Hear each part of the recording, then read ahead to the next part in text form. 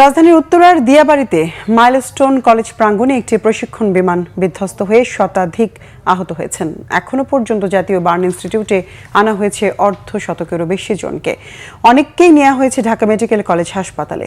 অগ্নিদগ্ধদের অধিকাংশের শরীর ৮০ থেকে ৯০% পুড়ে গেছে। উদ্ধার অভিযানে কাজ করছে ফায়ার সার্ভিস ও সশস্ত্র বাহিনী। দুপুরের দিকে বাংলাদেশ বিমান বাহিনীর F7 BGI প্রশিক্ষণ বিমান উত্তরায় বিধ্বস্ত হয়। এরপর ঘটনাস্থল থেকে দগ্ধ শরীর নিয়ে দৌড়ে বের হতে দেখা যায় অনেককেই। সেনাবাহিনীর গাড়িতে করে অনেককেই উদ্ধার করে নিয়ে যাওয়া হয়। স্থানীয় বিভিন্ন হাসপাতালেও ভর্তি করা হয়েছে অনেককে। আমার ছেলে ক্লাস 4-এ পড়ে। আমার ছেলের সকালে 5:30টায় স্কুলে দিয়ে গেছি। আমি নিজেই এসে দিয়ে গেছি। আল্লাহ তুমি দয়া করো, আমার বুকে আমার সন্তানকে ফিরাইয়া দেও।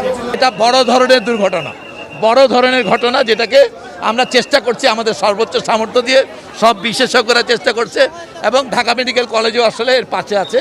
এরপর থেকে ঢাকা মেডিকেল জয়েন করবে।